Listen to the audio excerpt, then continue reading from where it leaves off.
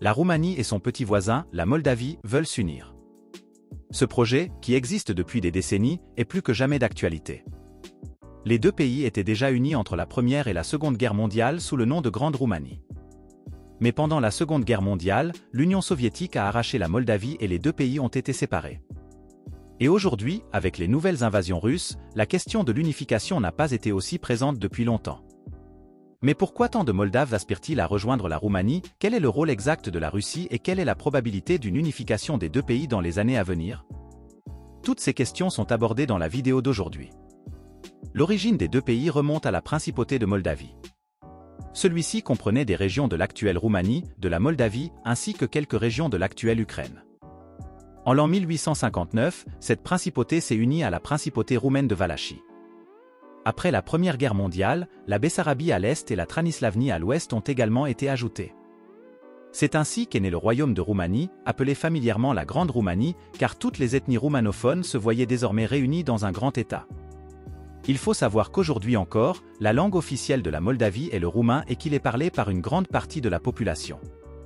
Mais la Grande Roumanie n'a pas duré longtemps, car la partie de l'actuelle Moldavie a été annexée par l'Union soviétique pendant la Seconde Guerre mondiale.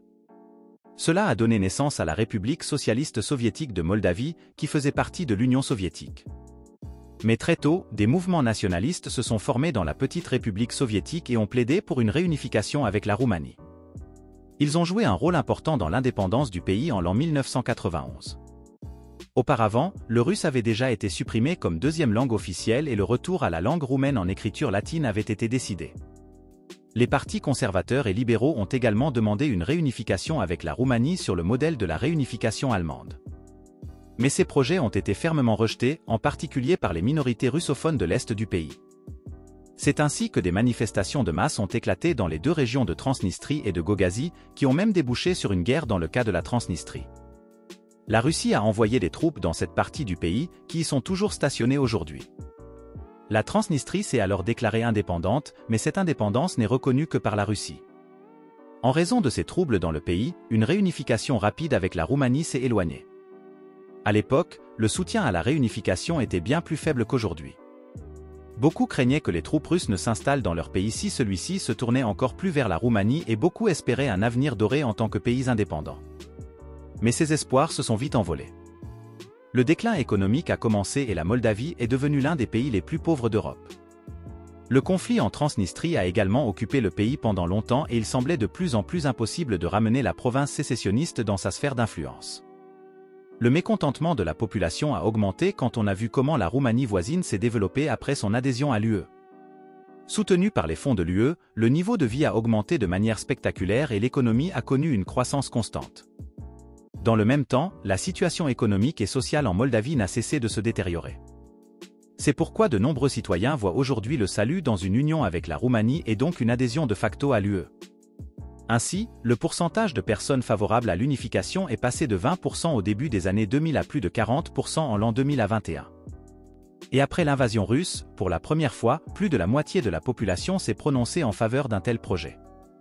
Beaucoup craignent que la Moldavie soit la prochaine victime de l'expansion russe et veulent donc rejoindre l'UE et l'OTAN le plus vite possible, et les deux semblent à portée de main si la Roumanie les rejoint. En Roumanie aussi, beaucoup souhaitent une réunification.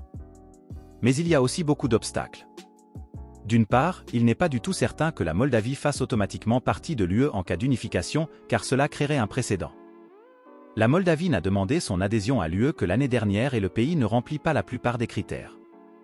En outre, il est extrêmement douteux que les pays de l'UE acceptent dans l'Union un pays qui n'a pas de souveraineté sur toutes les parties du pays et où sont stationnées des troupes russes. La Transnistrie reste une poudrière et la Russie n'accepterait certainement pas une adhésion à l'UE. De plus, des troubles pourraient à nouveau éclater dans d'autres parties du pays à dominance russe. On ne sait pas non plus si le gouvernement roumain est vraiment prêt à accepter la Moldavie, car cela pourrait provoquer un conflit ouvert avec la Russie. Et donc, malgré les espoirs de nombreux Moldaves, il semble actuellement très improbable qu'une telle réunification soit réalisée. L'UE et l'OTAN ont déjà soutenu financièrement le petit pays, mais il est encore loin d'une adhésion complète. Il y a trop de troubles dans le pays et tant que la Russie représente un bloc de pouvoir dans la région, une unification avec la Roumanie est peu probable.